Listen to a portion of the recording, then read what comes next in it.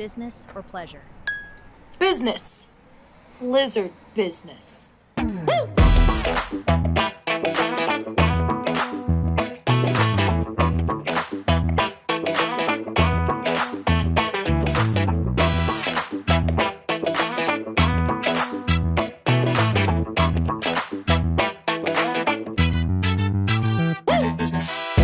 Ladies and gentlemen, from Chicago to around the world, this is Rondell Adams, and I am your host for Rare Air Studio, where we give you the inside for everything from the undergrounds to the raves to the after hours and to the festivals. I have a very unique host here today. I've known her for 3-4 years, and what brought me to notice her, I've seen her DJing with a saxophone, as you see.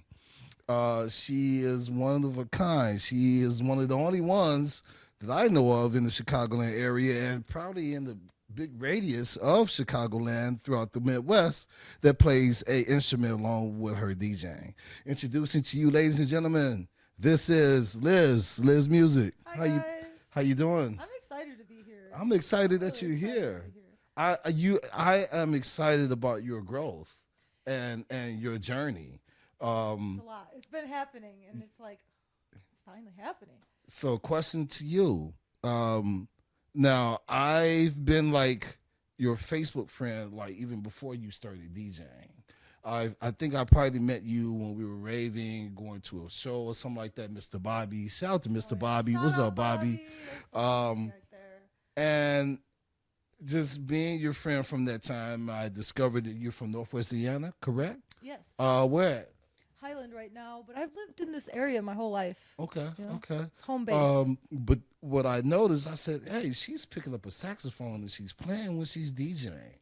And when we observe DJs, right, we want to see like where they're going, what's their niche, what are they trying to go for, what kind of crowd are they trying to get, right? And I noticed she was playing it with house music, and then she started to make her way into Chicago. And she started making her way to Chicago, and she started to play for people like Mr. Bobby and such. And next thing I know, I'm like, yo, I got to meet this person because she's starting to bubble up. And when I say bubble up, that just means she's evolving, and she's starting to generate a following. What's up? Hey. How long have you been doing this? It's a two-part question. How long have you been playing sax? I want to know about that. So, I mean, saxophone's a funny story. I'm not even going to lie. Most of my stories are like a little bit comical. I did music growing up, like 3-4 years old. I started with piano. Okay. And my parents were really pushy about it. So it wasn't like that fun. It was more like classical piano, stuff like that. Then I did band, but they made me play the oboe. Not as glamorous. I got to play. So oboe, tell me, wait. I got to stop you. The oboe. Okay. It's the one with the little straw. I'm ignorant, right? Is that like a flute or was it, what family would the oboe fall in? It's a woodwind. It's a woodwind. But it's got like a double reed. So it's like you're playing a straw with a clarinet body. It doesn't sound that. It's not. The one that go doo-doo-doo. Yeah, it's kind of like that. I know. There was no other seats open in the band, and I really wanted to join band. So they're like, oboe or nobo, and I said, okay, oboe. I wanted to play saxophone. My parents couldn't afford it, so I got to rent one for like a few months, and then I like graduated. So it was time to like move on to high school. I didn't do high school band. And then later on down the road, you know, I started getting into EDM music and festivals and stuff. And my friends all had like their own thing that they did. Some people painted, some people did flow. And I was like, I'm going to get my own thing. I'm going to get like, I don't know, a saxophone or something and just walk around with it. And I was like, you know what would be funnier than that is if I actually got one. So I went to the pawn shop. I bought like $100 little saxophone. It was totally broken, not very good to play. But I was like, this is cool. It was a great start. It was a good start. Yeah. And then I was like, you know what'd be funnier than that is if I like worked at it every day and just like showed up the next time they saw me and was just shredding. So you did that before you started DJing. Yes. Correct? Yes. Now, what made you say, I want to DJ with this. Like, what was it? Was it something about? Because I know a lot of instrumentalists, and they would play piano or sing or something like that, and I guess they would bring like their, I'm talking old now, their CD or USB to the event, and then they'll play their music, and then they'll play their instrument over that music. So what made the transition happen? How did you start with that? Well, I love the music. I've always been an EDM person. That's the whole conversation about the saxophone started at a festival. So like I was really big into EDM for forever. Yeah. But like playing the music with another DJ is a lot more complicated because you have to like really be on the same page. Yes. I want to practice my songs. So I was like, you know what? I'm going to learn how to do it, and I'm going to be the DJ, and I'll just play. Yeah, I heard that. Yeah, I heard that. I like that. Yeah, it's like why am I wasting my time with this person that's not on beat like me, and you can just do it yourself. The beautiful part about being a DJ / producer, because you also are producing these days, is that the sky is the limit. You can do anything you want as long as your imagination allows it. I've made music with total bands where I've brought my track in and I'm seeing this band bring my whole beat to life. Like, and to the part to where I cut my beat off and these guys are going off playing my beat, but it's unplugged. It's them playing it organically. And that's the beautiful part about being a producer, about you transferring your mind into something that people can hear and feel. So that's a beautiful thing. I like that. Yeah. Tell me about your first performance. Like, I want to know what's the process, because you have listeners and watchers out there that want to know, especially these young ones. They looking for motivation, and maybe this is something that will give them insight about doing something different. And it may not just be saxophone, it may be playing piano while DJing or anything, So what was your process in the beginning? Like, how did that happen? The very beginning, when I first got it, some like my other friends played guitar and they're like, "Let's jam," and I'm like, "Jam? What?" So what you mean by jam? You just show up and you just play with your friends. And I was like, because I did piano for so long. Yeah. It's a very solitary instrument. You have to have a piano in the room. So like to be able to bring an instrument and hang out with my friends, it opened up a whole new world of community to me with music that I didn't experience before taking piano lessons or like marching band and stuff. It's not the same as like hanging out with your friends, smoking a little and fucking play some music. It's great. So I started. I live married with Jamali. I mean, that's fine, as long as you don't say nothing else like past that, No. Yeah. But like you're jamming. So then it's legal in Illinois, in some states. It's not in Indiana, but we're on state line. Yeah. So I didn't know like all these people played instruments, but I started meeting more and more people who did do music. They started bringing me to open jams, which that was a new thing for me too. Apparently, sometimes at bars, people just show up with their instruments and just start making music. Yeah. And I was like, okay, this means I play in front of people? And they're like, yeah. So that was the first time I played in front of people, was at a jam. Old Beer Geeks. Do you remember Beer Geeks? Help remind me. It Where was is in that? Highland. It's closed now, but What's the location? Off 45th over there. Okay, I think I know. It's Yeah. was it kind of like near the corner? Yeah. Yes. Yeah. I've been there. I've been there a couple That was my times. first place I played. And then, just kind of getting out there, putting yourself out there to like actually get gigs. That came a little bit later. Mm-hmm. At first, I didn't even know you could pay to play music. Someone told me how much they made doing music, and I was like, really? Yeah. I didn't start it for that, but then going forward, you're like, okay, I really enjoy this. Like, I want to give it my all, you know, and then it started giving back. So, yeah, it's been a cool, very, very cool journey. It's changed me a lot. How many years total so far? I'm gonna be 5 coming up in like. Look at that, next 5 year. years. Yeah. Hey, Yeah. for real. Time flies when you're having fun. Hey, doesn't it? Yeah. I I'm not gonna even go about my age and about when I started. I've been doing this since high school, so yeah. And high school has been a grandfather time ago, but I'd rather not talk about that. Let's get into these questions. Um, hmm. Let's do it different this time. Uh, who helped you in the beginning? Like who's the person or people that were in your corner when you began? There's a lot of names that And I you can can say think these of. names. You can say these Okay. names. Yeah. Well, definitely starting out, my friend Ray, was one of the first people I was jamming with. Who's Ray? Ray Stroll.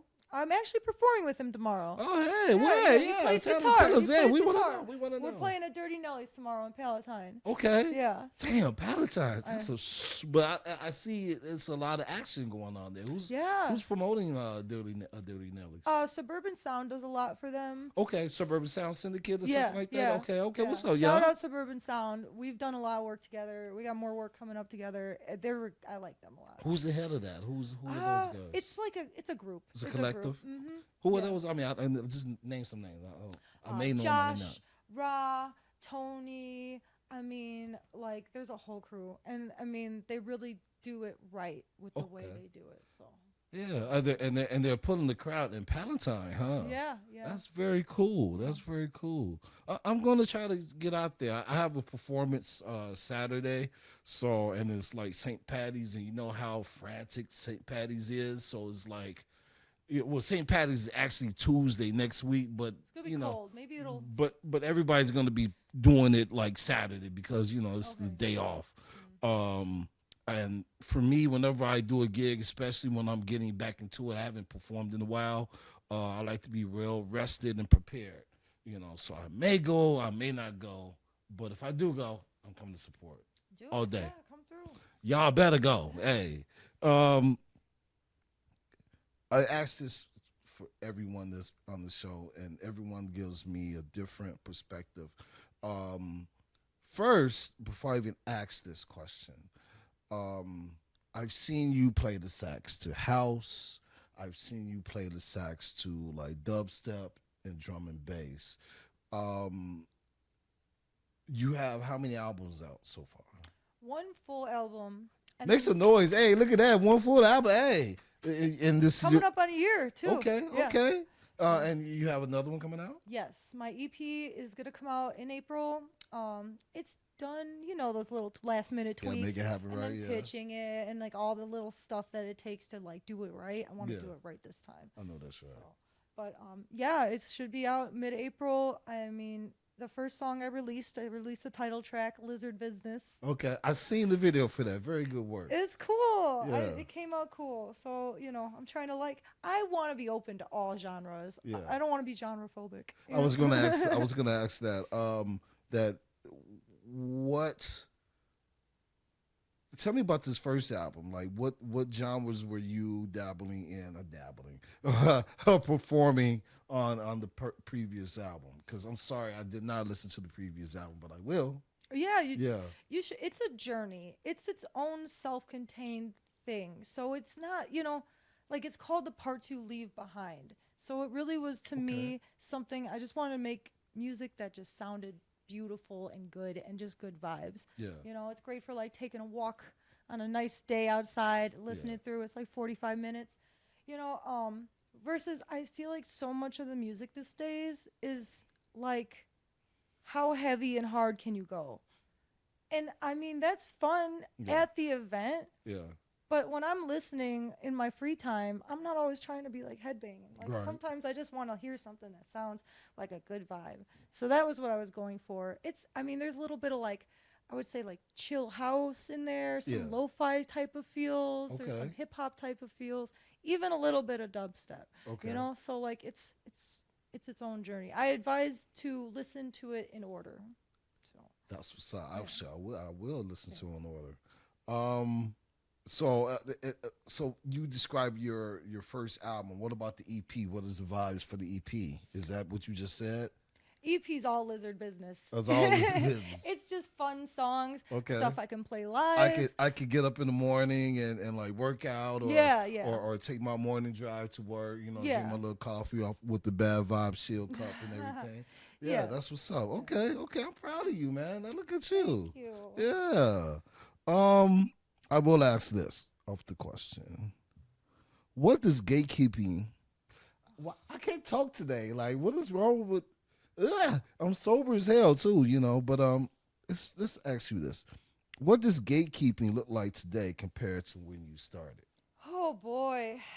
Well, she said, "Oh boy." I was so naive when I started because I didn't really get into it like with any expectations of anything, and I still really don't. You know, I think that if you're just going with the flow, like the flow will take you where you want to go. I like that. The flow will take you. I you know what I love about this show? Kind of. You know what I love about this show? Kind of a riff right there. Every host that comes here gives me new insight on something, and it totally hits the nail on the head.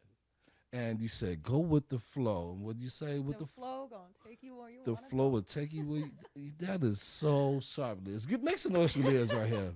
That is. I'm gonna write that down. Let me ask you this: as a woman, there are things that us guys don't see. There are things that us guys in the industry do not go through, because as we already know, men in a lot of these parts of the scenes have the power, right? Yeah. But I think these times are changing. Without you, well, no, sometimes you just got to say it. Just don't say any names if you can. Okay. Because this is serious, and we have young ladies that watch this show, and they want to have insight about the things that they may face when they get into this music industry. Were there anything that was in your way that maybe someone tried to hate or something like that? Like, what was the obstacles you had to face? It's subtle.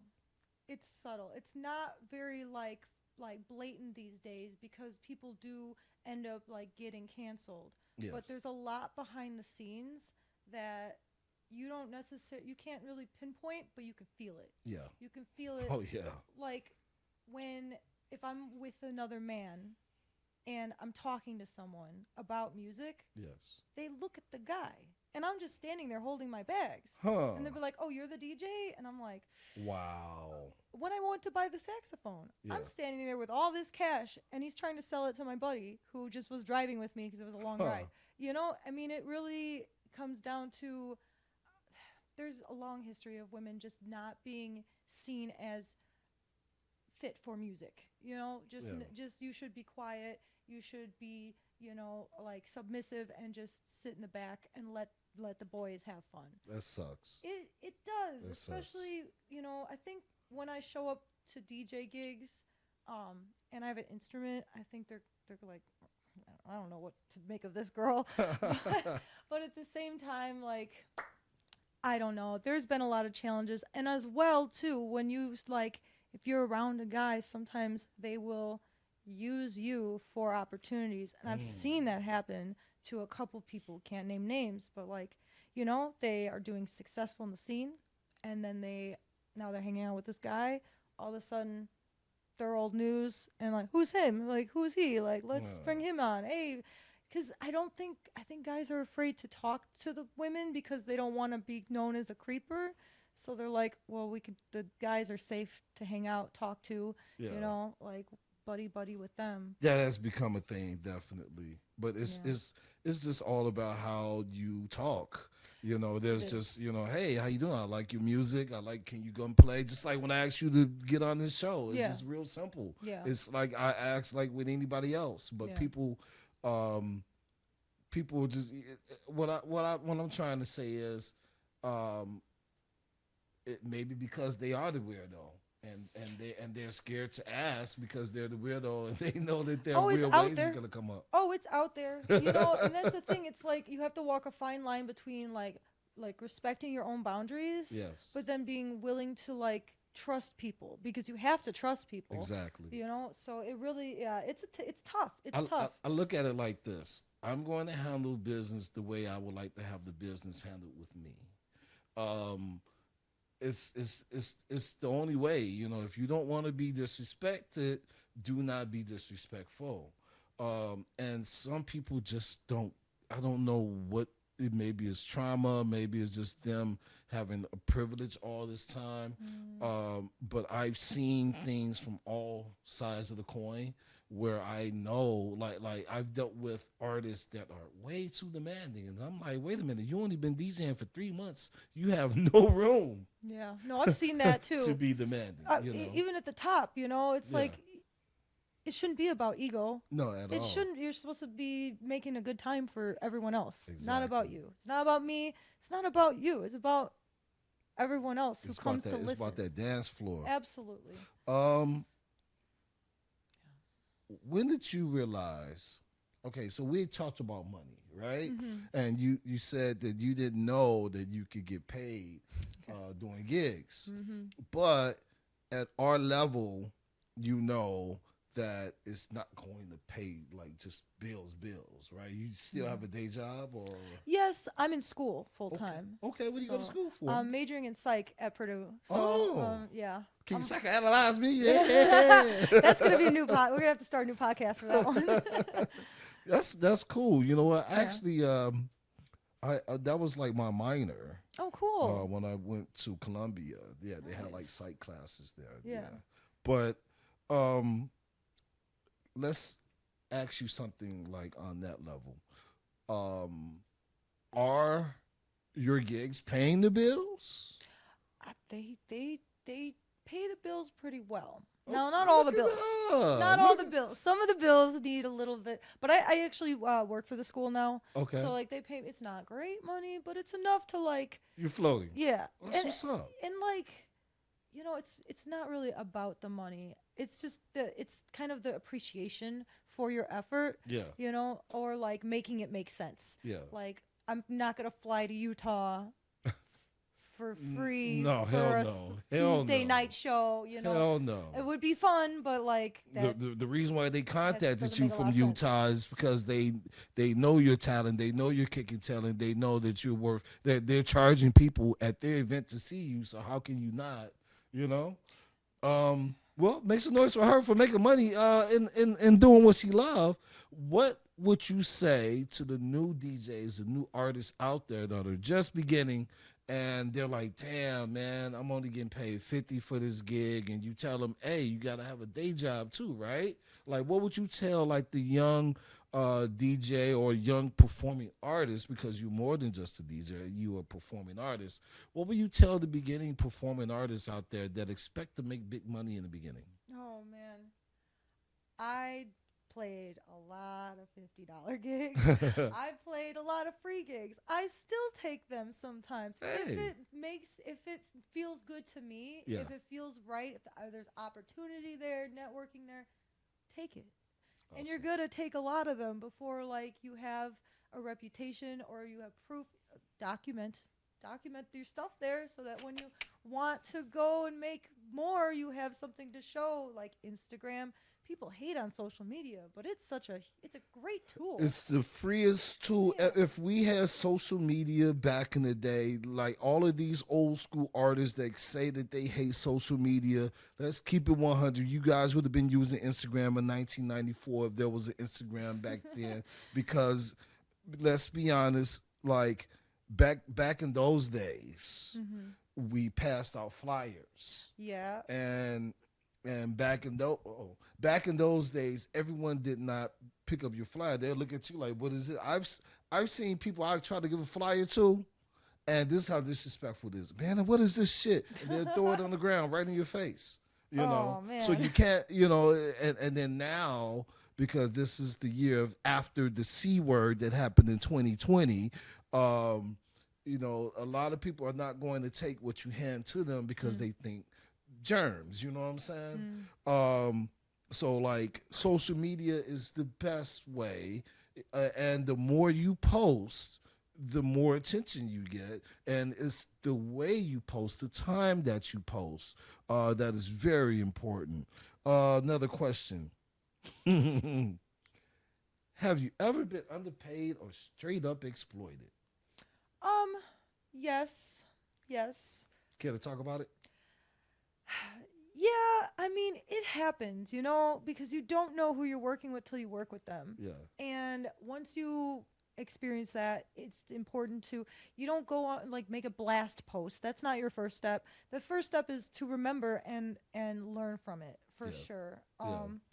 Yeah, there's not a lot of people, because I do conduct myself in a way that I'm like, I'm upfront. We're gonna be very clear about what our transaction's gonna be. Oh, you booked me. I booked you. Yeah, contracts. Yeah, it's important. I booked her, and I was like, yo, I want you to perform at XYZ. You was like, when am I getting paid? I'm like, you getting paid this. And I think I was like the middleman for someone else. And I stayed on his tail. I said, look, you gotta, this is my talent that I'm bringing to you. You have to pay. And you agreed, you pay. I said, as a matter of fact, you need to have the money ready to pay her before the event. Because in case that he don't make enough, at least he has enough to pay for the talent. And that's how it works. It should be like not 2 months to get paid. You don't get your roof fixed and you're like, thanks, I might get you back like in like a few months or so. But it really is like that. And that was a hard lesson I learned in the beginning.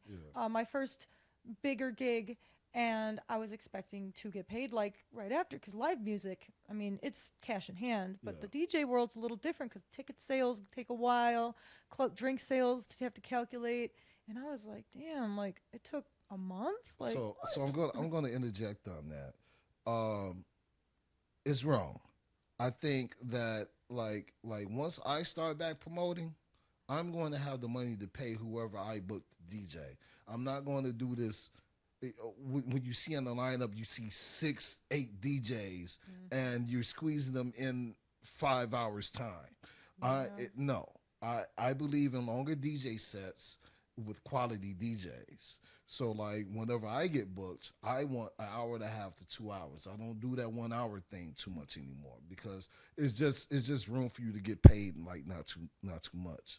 And then it's like you're just getting into the groove at the end of your set when you play for 1 hour. Yeah. But that hour and a half, it's like, oh really? I got another half hour? Yeah. Oh, boom! I'm gonna kill him I'm gonna bang him up. But like, I truly believe in, if you don't have the money to book the talent, you shouldn't be booking the talent. And I'm saying you having the money to book the talent before the event even starts. Yeah, not after. Maybe if this happens and that. Yeah, I agree. Yeah, a DJ of your caliber, my caliber, I should be getting a deposit before, like, on the day of the signing, on the day that we agreed. Yeah. You send me that deposit, non-refundable deposit, and then when I arrive to the event, I love DJ Nola Ray. Like, yo, when I went to play for her, she paid me a deposit, and then as soon as I walked in, whoop. How much what do you want to drink? We got drink tickets. Like, and I was taken care of. You know what that did for me? I went hard at that party because I was motivated. I knew what I was there for. The crowd knew what I was there for. They paid tickets to see me play. So I went crazy for that crowd. I gave them what they wanted, but then I played the mix back and it sounded horrible. Oh no, wait, what? We could cut that part out. No, it was great. It was great. No, I'm talking about my mix was horrible. I ain't gonna even lie. There's a difference between making a mix when you're at home and you practice, you plan it out, versus playing live. Yeah. And when you're playing live, you're like in the moment of things. And sometimes, like when you play at some event, some of these venues, the decks ain't all that up to date. Have you ever played on you ever played on CDJ like 2000? 1000s. No, not the 1000. Oh, you talking about the ones the with the 1000s. with the flip lid CD? Yeah. Oh, with the CD? Where was it? Mr. Bobby's birthday party in the side room. Oh, the side room. The side room. What's up, Bobby? again. You need to be interviewed out here, homie. It was. Like, hit me I'd up. never seen nothing like that. There was like buttons missing, and I was like, okay. I mean, no, it was like in good shape. Yeah. But it just was like not a 2000. Like it wasn't like, yeah. I was like, okay, it went all right. So, no you know, hot cues. you got CDJ 1000. But that 1000 didn't have the touch screen though when you no. Yeah, so it has a touch screen. So the features that are missing from No, the it was no touch screen. Uh-oh. No hot cues. Oh. Yeah, I like my hot cues. It's No, like, I'll show it to you next time. okay. But like, if you ever played on the 2000, so you got CDJ 2000s, then you got the CDJ 2000 NXS. Yeah. The difference between those two is the CDJ 2000 and the 3000. You know, 3000 got the buttons up top by the screen. The 2000s have A, B, C on the side, right? Yeah. With 4 cues or 3 or Yeah. 4 on the side. The 2000 no Performance NXS. mode, right? Yes. Yeah. The 2000 no NXS, which is just the 2000. It doesn't have that. Okay. It's weird. Like, and for a lot of these songs, you have to play like no cue, so you're playing it from the beginning. No right? sync button. Yeah. Well, I ain't worried about sync. No sync I button use, and for I'm the not sync gonna button lie. I people. use Quantize. I don't use sync. Okay. Yeah. Quantize is fine because, you know, as long as you have the same tempos, you know, you're fine. But then it's still gonna sway a little bit, you know, and that's where you have to do your little action with that. Sync is messed up because if you don't run it through Record Box right, it's gonna line up the way it lines up, and if it lines up R&B, no matter how you try, it's gonna go. Woo! Both of them is gonna. Yeah. But yeah, I had to talk about that. Bobby, we're not hating on your. No, this no, is- no. That was a this is- crazy party. This is like It was 5 great. times we mentioned your name. That means you got to get on this show, homie. I'm Like, for surprised real. he hasn't been. Well, Who this- else have you interviewed? Well, this is episode. Was supposed to be episode 4, but this is third episode. Okay. So yeah. Yeah, you got a lot of good people, you know. But so- we got this. Look, we are loaded. I have to ask this: Okay. what is broken in the scene in Chicago? What is broken that no one wants to say out loud? What do you mean? Like just in the scene, like in the industry, like when whoever's throwing the parties or the DJs, like what is broken? What do you see that's that happening? needs to be fixed. Yes. There's a lot of things, but you know what? I really think the phones are a problem. Yeah. Like, yes, you want to document it, but you look out and like, especially when I'm playing, like I'm like, I want you guys to be dancing, but Yeah. then like I look out and everyone's like taking videos, and like that's cool that they want to take a video, Yeah. but like I want to see people like You- enjoying themselves. You know what? I'm gonna put that on the promoter, or the producer. They need. Sorry about that.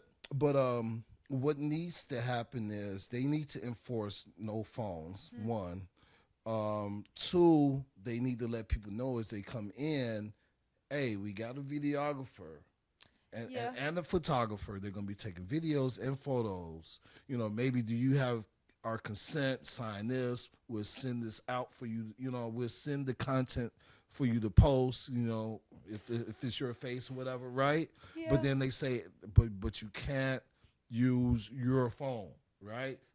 We want pure interaction. Yeah. I went to a party over the winter where. Yeah, I took my phone. Now, I felt a little privileged because I was booked already by the promoter for the next month. So I'm like, I'm going to show Chicago how this city do, you know? And I try to be like, you know how it is. I try to do my phone like this and try to be smooth. And I keep forgetting I'm like taller than a lot of other people, you know what I'm saying? So security comes up to me and I kind of got hard with him. Dude was like, hey, you can't use, you can't. I said, dude, who is you, man? I know the promoter, woo, woo, woo. But then apologizing to him because I get it. You know, it's that thing of if one person has their phone up, everybody else is going to put their phone up. I also feel like there's something like it feels good that you captured it. You know, you Yeah. captured the moment. Like everyone goes to Mount Rushmore or like the Grand Canyon, takes a picture of the Grand Canyon, but you can look it up online. But it's like it's different when you're taking the phone video. Like it feels like this is mine and I captured it. It's that you seen it here first vibe, you know. Yeah, so like I get it, but at the same time, I think that like people are not experiencing it because they're afraid of like losing the moment. They Yeah. want to make it last forever. Yeah. So, But that's the problem. That's why Yeah, we you need to can't. have no phones yeah, because you it's can't make it last forever. it's you're losing the actual interaction part and the dancing part. Yeah. Like you came here to dance. You came to let off whatever steam or whatever or celebrate. You know what I'm saying? Question for you. Have you ever experienced burnout Oh yeah. It- I definitely have. with playing sax and DJing? I'm saying when you So performing.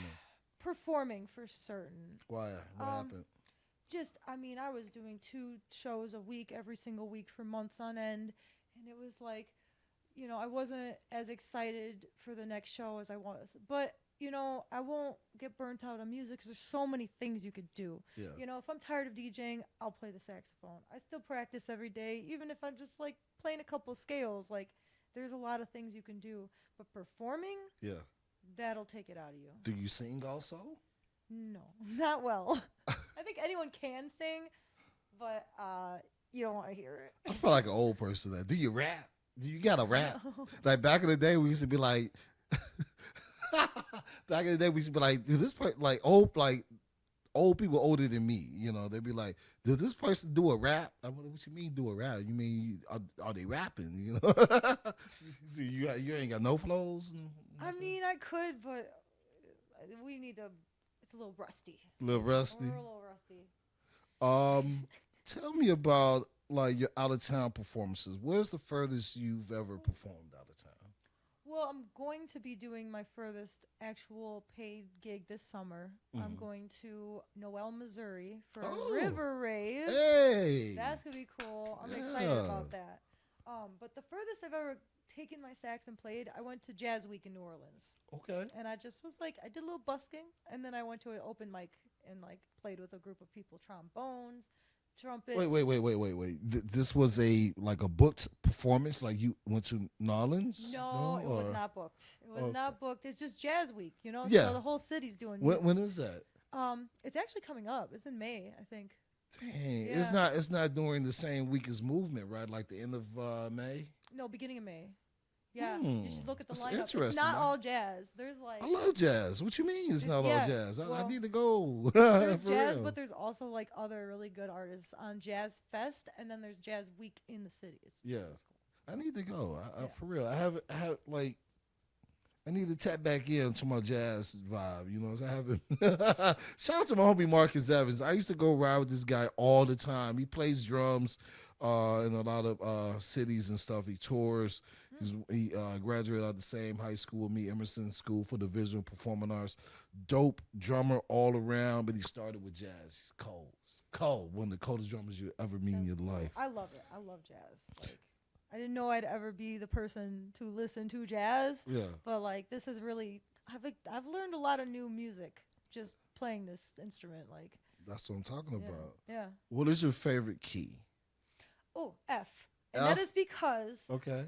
this is an E flat alto. Yeah. So concert pitch is different. So a C on a piano is really like an E flat on mine. Okay. Or A.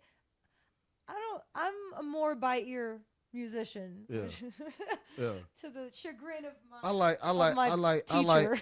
F's. I like G's. I like both. I like F's and G's. Okay. Let's talk about the stories that shaped you.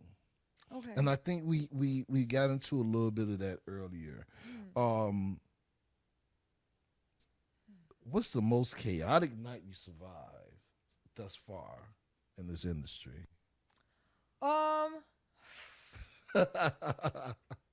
It might have been one of those sushi parties. Do you remember those? I don't know how many names House we of can Sushi? name. Yeah.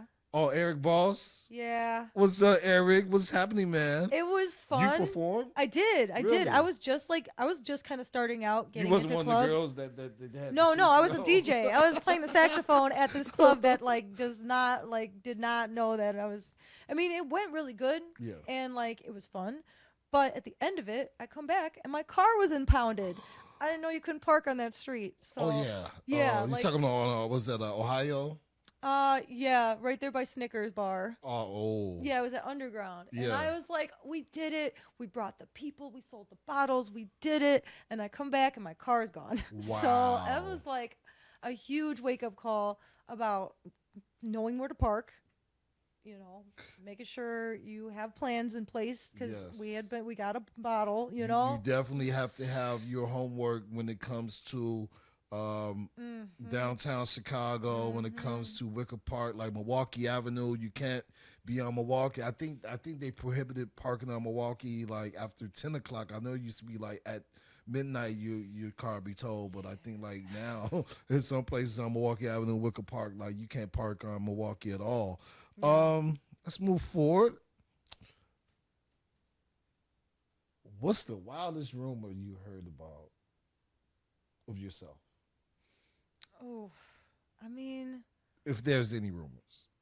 Not right now. There's no rumors, but there was some weird stuff in the beginning that I was like, I learned the hard way how quickly people can turn.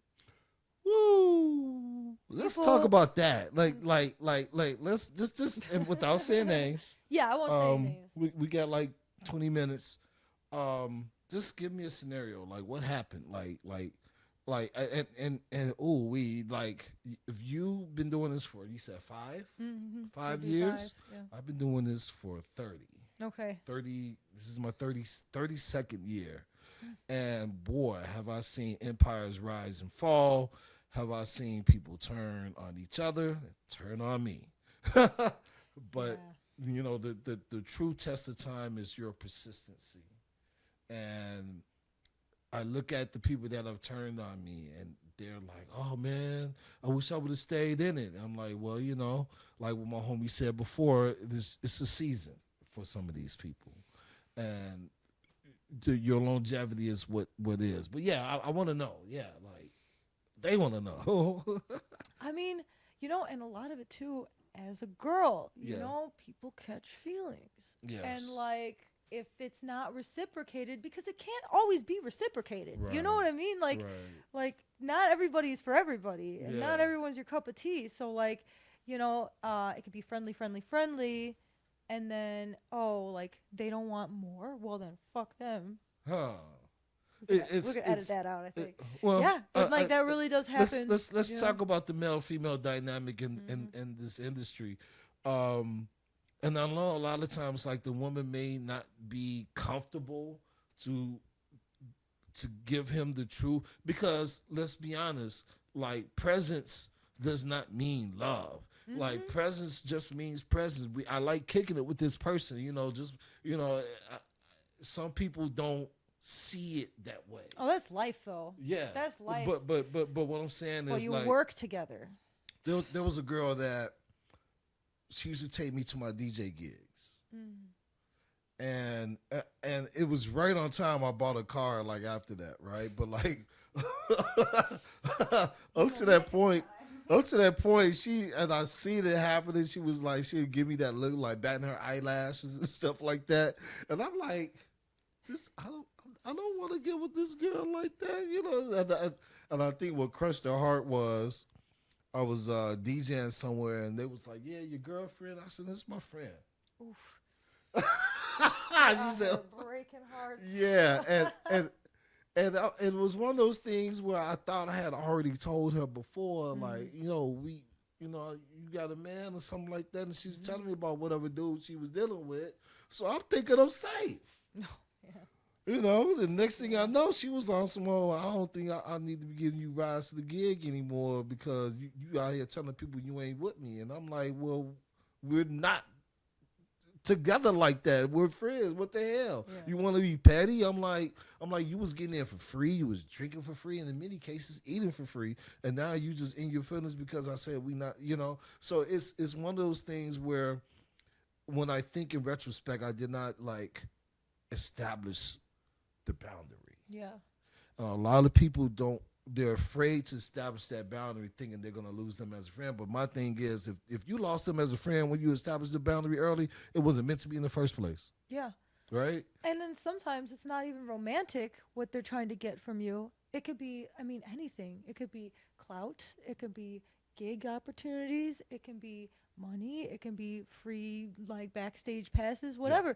But when you set that boundary and you're like, this is not an exchange that I'm willing to make, right, romantic or otherwise, sometimes people are just like, okay, well then I don't need you anymore. That shows you that separates the real from the fake. I mean, all day, Yeah, there's a lot of people who, I know that they're genuine and they're in it for the right reasons, and those are the people I not only keep around, but you trust. Exactly. You gotta be wary who you trust.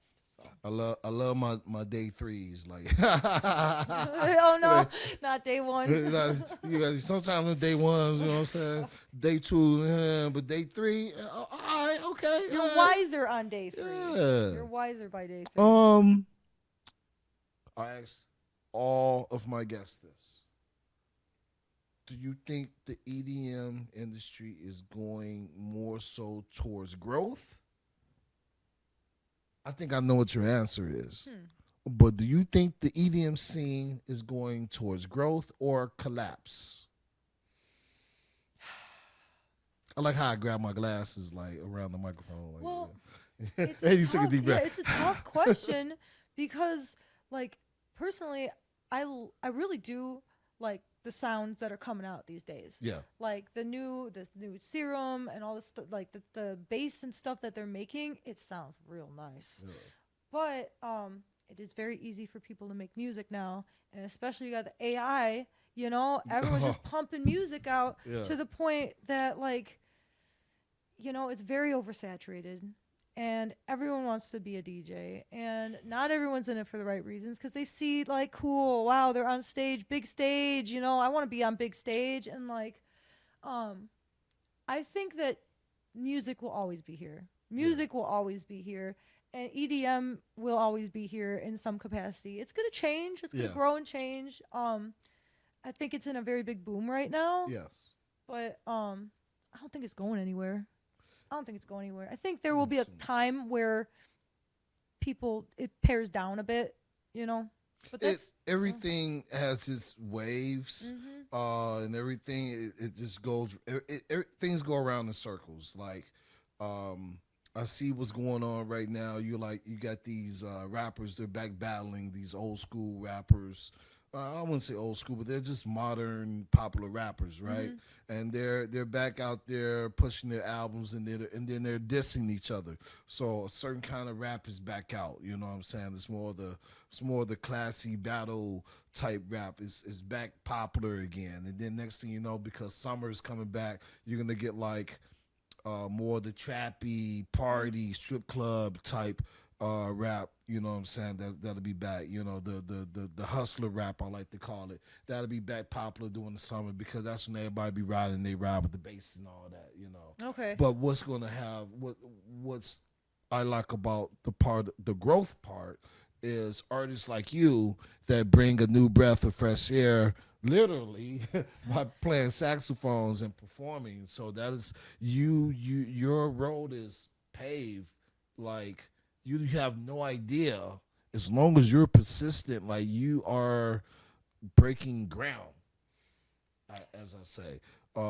So kudos to her on that, for real, for real. I'm not the only one. Listen, I've met so many, not only like musician DJs, but like saxophone DJs, trombone DJs. Like, maybe it's because I have a little echo chamber of all musician DJs. But like, we promoting you. You know what I'm saying? Okay. We promote her. So yes. But yeah, it's out there. It's just not like, I don't know, the live music scene and the EDM scene, I feel like I don't fit in a way. because I show up with microphones and saxophones, and I need place for my stand to these DJ gigs in a DJ booth. Yeah. And then I show up to music gigs, and I'm talking about like I'm DJ stuff. I'm Yeah. interested in the artists that do not fit in. Why? Because they are the ones that are going to excel the most, in my opinion. It is not meant for you to fit in with those local think they somebody's out there. Like it's not. It's you have a lot of these people. They're going to they're going to throw obstacles because they see what you're doing is a unique thing, and do not ever let their actions or their lack of attention dissuade you from pursuing your passion and going harder. You're knocking out. You've jumped over like thousands of DJs and performing artists by merging the two talents together. For real though, I think. I like that. I needed to hear that today. I really did. You know, some weeks are more tough than others. You know. I have a question for you. We're wrapping up in the next 10 minutes. Okay. Did you ever feel pressure to change your sound to stay relevant?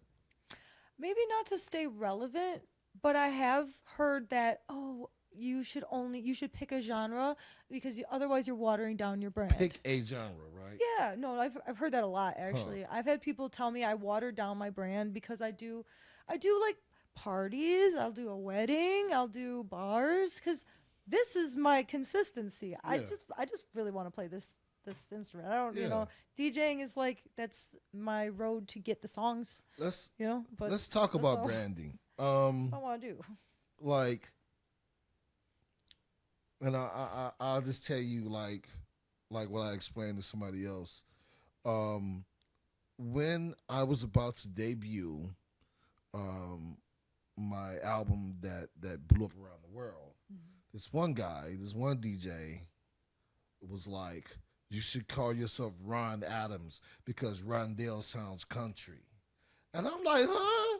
My mama, what you gonna call my mama country? Is that really? And so when I talked to Mr. Jimmy Agger from Ultra Magic Records, what's up, Jimmy?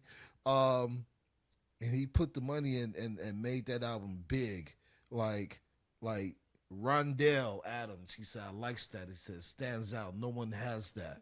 Yeah. Ron Adams, there's a football coach with that name. There are a lot of people with that actual name, that brand. But Rondell Adams, there's a couple of little ones that are trying. There's one guy that runs a barbecue, something in Philly, and some guy trying to make reggae down in Florida. But there is only one, and that's me. But yeah. Liz. Yeah, and I like the way you spell it. I'm the lizard lady. Look, I purposely wore my hoodie. Oh, look at that. I can show my hoodie. Did you design that? Yeah. Look at that. Yeah, show them. Look at it. She got a logo right there. Yeah. Hey. Yeah, my nickname was Lizard in my little rave crew. Okay. And my middle name's also Elizabeth. So I was like, okay, Lizard it is. But there's already like a DJ Lizard. So I'm like, okay, just Liz. And like that's it. It's stuck. And you spell it with the exclamation mark in the middle or at the end? How did you do that? The exclamation point was actually not originally supposed to be there. Shout out Corey. Corey Person is the one who made the exclamation point because Corey from the Get Down? Yes. What's up, Corey? Yes. How you doing, man? I don't know if you know this, Corey, but you're the reason for the exclamation point because he was like, do you want to play on a stage at summer camp? And I was like, hell yeah. Like that was like one of my first gigs. I was like, absolutely. Good. And he's like, what's your DJ name? And I was like, Liz. Excited, exclamation point, Liz, and that's what ended up on the flyer, like Liz with an exclamation point. And I'm like, you know what? I'm gonna keep it. I'm gonna keep the exclamation point. So, hey, she is one of our standouts right here in the scene. Make some noise for Liz. Hey, before we wrap up, where do you see yourself in 5 years? 5 years, you know, Well, I do plan to keep working at this. I want to be good. Like right now, I don't know. I know some very very talented saxophonists, and I'm like, I want to be like you when I grow up. Who are Oh man. who are like your who influences you? Okay, you want like celebrities or like the people that I know personally? Let's talk about a person that you know personally, and then give me a celebrity. Both. Shout out Tracy Baker. My friend Tracy can toot that horn like nobody's business, and he really taught me a lot. I like value his friendship so much because he not only taught me a lot about the saxophone, he's taught me a lot about how business works with music. So, shout out Tracy. And then like I would say some of my influences was I like Paul Desmond, John Coltrane. Hey. What's the guy? Is it Lou Armstrong? Louis Armstrong? Lou Armstrong. Don't sound like Wait, that. no. I don't know. We might have to cut that part out. I forgot what his name is. Do it. No, it's not that guy. It's another guy. It'll come to me when I'm driving home. I'll be like, darn it, that's the one. But yeah, there's a lot of like blues. Okay. I love me some blues. Who's the best blues artist? Name me some I blues love people. Ray Charles. I did a whole book report on him. Yeah. Yeah. And BB King. I go to Legends sometimes to play, so okay. I've seen Buddy Guy a bunch of times. I met Buddy once. I did a building inspection, Nice. and I'm walking in his room, the old Legends, before he. So they were getting ready to demolish that one and move it to the next one. So I walk up in his office. He said, "What you in here for?" Oh my goodness.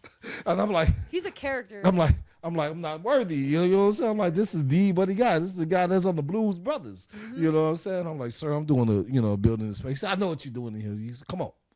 So I ended up telling him about my dad, and then next you know, his eyes lit up, and we had like a whole big conversation.